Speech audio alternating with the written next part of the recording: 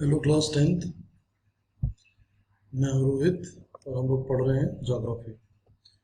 और ज्योग्राफी का chapter number 3 चल रहा है, इसका नाम है फिजियोग्राफी एंड ड्रेनेज। तो इसमें हम इंडिया का फिजियोग्राफी डिवीज़न डिस्कस कर चुके हैं और ब्राज़ील का भी कंटिन्यू है। तो ब्राज़ील में भी हमारे पास क्या है आज का टॉपिक। ब्राज़ील में हम लोग द हाईलैंड डिस्कस कर चुके हैं, द ग्रेट स्कार्पमेंट डिस्कस कर चुके हैं, कोस्टल रीजन भी डिस्कस कर चुके हैं और द प्लेन्स भी। तो आज का टॉपिक है द आइलैंड ग्रुप्स। अब आइलैंड्स ब्राज़ील में हैं कि नहीं, जब टॉपिक है तो होंगे आइलैंड। और आइलैंड होता क्या है? आइलैंड एक छोटा सा लैंड का पीस होता है जो चारों तरफ से पानी से घिरा होता है। जब वो बड़ा लैंड मास होता है तो वो कॉन्टिनेंट होता है। ठीक है, 7 कॉन्टिनेंट्स हैं। हम लोग किस कॉन्टिनेंट में हैं? एशिया में है। ठीक है, लेकिन जब छोटा सा लैंड मास होता है, छोटा सा पीस ऑफ लैंड होता है और वो पानी से घिरा होता है और मेन लैंड से दूर होता है तो उससे हम आइलैंड कहते हैं। तो ब्राज़ील में आइलैंड्स हैं and they can be classified into coastal islands and marine island. अब यहाँ पे कोस्टल आइलैंड होंगे और मरीन आइलैंड्स होंगे। जो कोस्टल आइलैंड्स हैं वो बने हैं डी पोजीशन से बने हैं। डी पोजीशन वाला उनकी पोजीशन हट गई, टूट गए, मेन से दूर हो गए। और जो मेरीन आइलैंड्स हैं वो are a part of the mainland and they are more than 300 kilometre away from the mainland in Atlantic Ocean. तो मरीन आइलैंड्स का भी वही कहानी है, लेकिन ये बहुत ज़्यादा दूर है मेन आइलैंड से और अटलांटिक ओशन की तरफ। These islands are mostly rocky and they are at the top of submerged mountains, and the islands near the coast of South Atlantic Ocean are coral island and they are called atolls. तो atolls क्यों कहते हैं? क्योंकि यहाँ पे coral है। जैसे हमारे इंडिया में भी लक्षद्वीप एक अटॉल है, कोरल आइलैंड है। तो जहाँ पे कोरल ज़्यादा है वहाँ पे क्या है? कोरल मतलब प्रवाल भित्ति, तो मूंगे की चट्टान से हुआ कोई लैंड फॉर्म, उसे हम कोरल आइलैंड कहते हैं। तो यहाँ भी कोरल आइलैंड्स है। और क्या है? आइलैंड्स बहुत ही रॉकी है and top of the submerge mountains. Submerge mountain यानी नीचे एक माउंटेन है जो पानी के अंदर डूब है और उसके ऊपर वो आइलैंड बना हुआ है। बात को समझिए, नीचे पहाड़ है जो पानी के अंदर डूबा हुआ है, इसी को क्या कहा जा रहा है? Submerge mountains.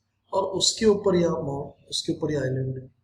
ठीक है, तो यहाँ पे 2 तरह के आइलैंड हैं, coastal island and marine island.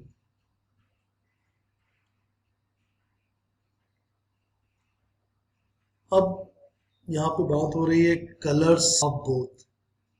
Colours of both, figure 3.1 और 3.2। अभी कह रहे हैं कि जो 2 मैप दिए हैं ऊपर, एक इंडिया का और एक ब्राजील का, उसमें आप देखेंगे कलर्स का फर्क है। कहीं पे कलर की कोडिंग अलग है, कहीं पे कलर की जो उसका वॉश किया है थोड़ा अलग है। वो क्यों है?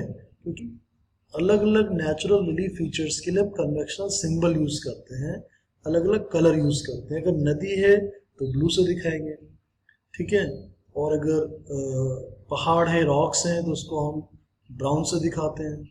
सिंपल ब्लैंक मैप में, आउटलाइन मैप पे हम ब्लैक कलर यूज करते हैं। तो अलग अलग नेचुरल रिलीफ फीचर्स के लिए अलग अलग कलर की कोडिंग होती है, तो उस वजह से कलर का फर्क है।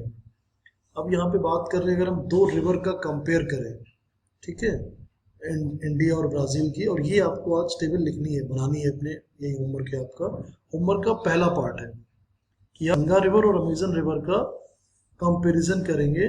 टोटल कैचमेंट कितना है इसका? है 1,16,000, okay, let me just read it, 1, 10, 100, 1000, 10,000, lakh, 10 lakh, तो ये 10 लाख हो गया।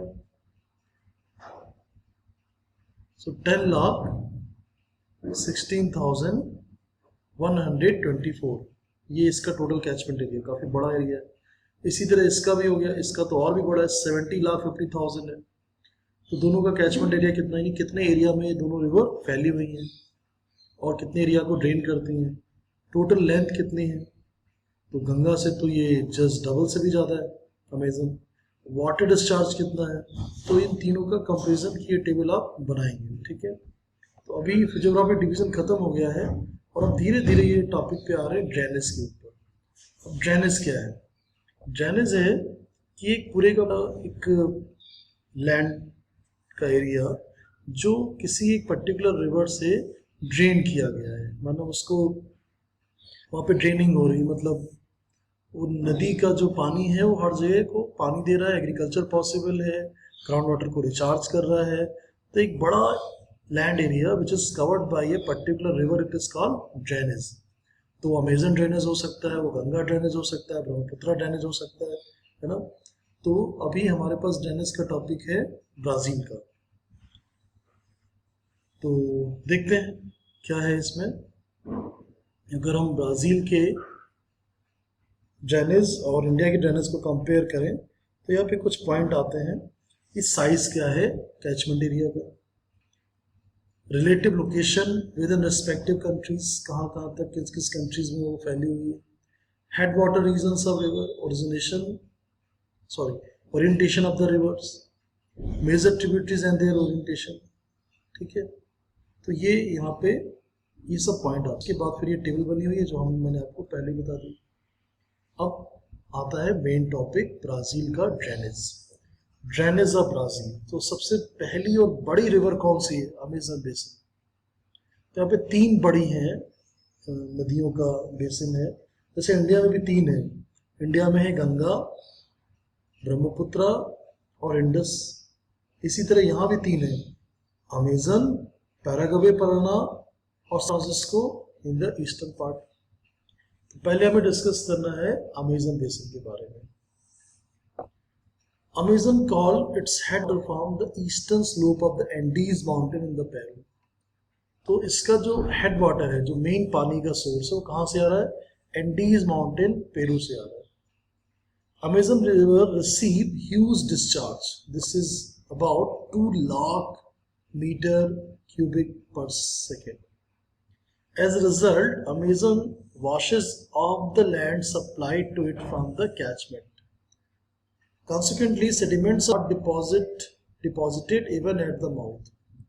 तो इतना पानी का इतना तेज बहाव है कि सेडिमेंट्स भी जमा नहीं हो पाते।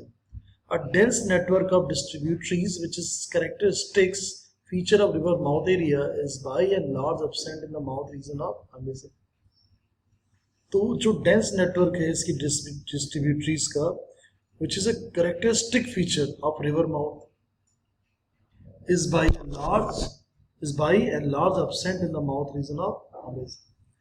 Instead, we find a series of islands developed along the mouth of Amazon, beyond the coastline in the Atlantic Ocean। तो बता रहे हैं कि यहाँ पे बहुत सारे आइलैंड भी फार्म होते हैं। It will be interesting to note that at the mouth of the width of the Amazon Channel is 150 kilometre.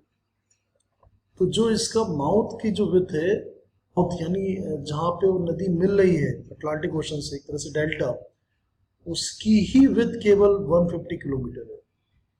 Take into consider a place which is 150 kilometre away from your home. सोचो यहाँ से 150 kilometre कौन सी जगह है? पुणे से भी आगे है ना। तो you will get an idea of the, इतनी ज्यादा तो उसकी विथ है केवल माउथ पे जहाँ वो नदी मिल रही है किसी बड़ी वाटर बॉडी से। Most of course of Amazon river is suitable for navigation. Navigation माने उस पर यात्रा कर सकते हैं। तो हम जरा अमेजन रिवर को देखते हैं मैप में कहाँ है और ये क्या हो रहा है। अमेजन रिवर को आप देखें, अमेजन रिवर आपको दिख रही होगी, ये देखिए अमेजन रिवर आ रही है। बहुत सारी डिस्ट्रीब्यूटरीज इसके अंदर हैं, ट्रिब्यूटरीज भी हैं, और ये पूरे का पूरा एरिया जो है ये इसका अमेजन बेसिन का पार्ट है। ठीक है, दिस वन। उसके बाद टॉपिक आता है पैराग्वे पराना सिस्टम का। These 2 rivers are located in the south west part of Brazil.